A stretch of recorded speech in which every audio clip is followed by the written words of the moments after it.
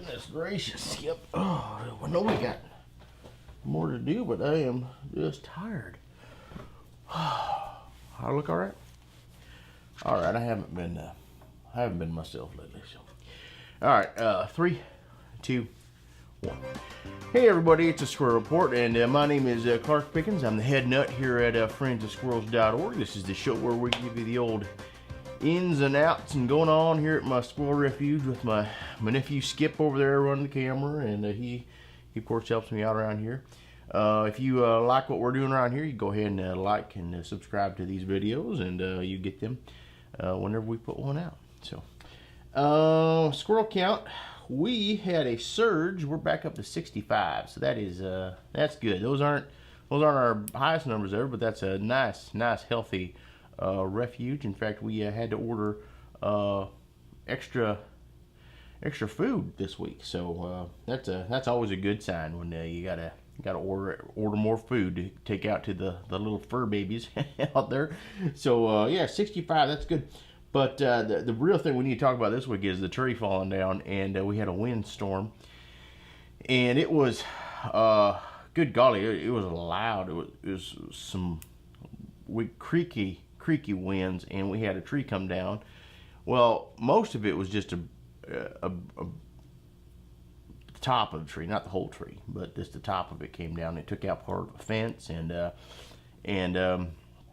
I'm just so thankful that it didn't land on the house, because that would have been not only would have been frightening for me and the family, especially the little girls. They wouldn't have enjoyed that at all, but it would have been quite a lot of damage, because it was very big. I know we have some pictures of me, just show of me out there crawling around on it, and it was a to-do, and in fact it took a lot to get it going. And we had Brian out there, that's Skip's boyfriend, was out there, and me and Skip, and we had Jerry from the Grange come up too, and he gave us a hand. He's got a much better chainsaw than I do, because he does that for a living. You know, he's a chainsaw man, or a logger.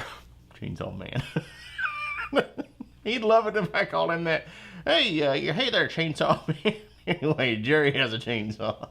It's got a much bigger blade on it, and because I just have one for lemon and doing little pruning here and there, but I don't have one with the caliber of Jerry's the chainsaw man's chainsaw. So he comes out, we put it into some pretty good chunks, and we're loading it into the pickup. Brian's gonna take it down, because they got down in town, you can just, for any time there's a thing where you got extra wood or whatever, you don't know what to do with it, they got a wood chipper down there, and they make mulch, and they put it out around the town. So Brian was going to take all the wood down there and get it mulched. Well, he's driving down, and he thinks he's just going to take. I really like Brian. He's actually pretty smart, good with the computers. He thinks he's just gonna take one trip. So we get it all loaded, all the little stuff cut up, and then there's like some just real long branches that we didn't cut. So he put them on there, and he tried tying them down, and it looked fine. We all gave it the sign off, and he heads off down the road. Well, we get a call, or I guess about half an hour later, he's been pulled over and needs us to come down with the chainsaw because it shifted all of the, and he is dragging, like, I don't know how far behind him, several tens of feet of branches and tree, and it's going.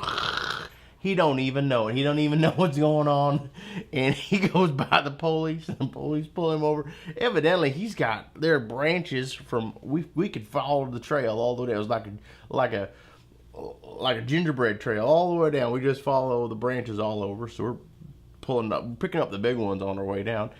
And evidently, the cop's like, "Son, you have branches going into oncoming traffic." And I don't know if he's just listening to music. Do you know what he was doing? He was probably just out of it. He'll get driving, and he just gets in driving mode. But he had branches going along the road. He finally got pulled over. I actually wonder how long it took for him to get pulled over, because he can like zone out when he's driving. And it's about a 15-mile drive down to town, because we live out of town, but we're country out in the country folk, but just right in downtown. So I don't know, but they pulled him over probably 10 miles in, so he was getting pretty close to civilization down there.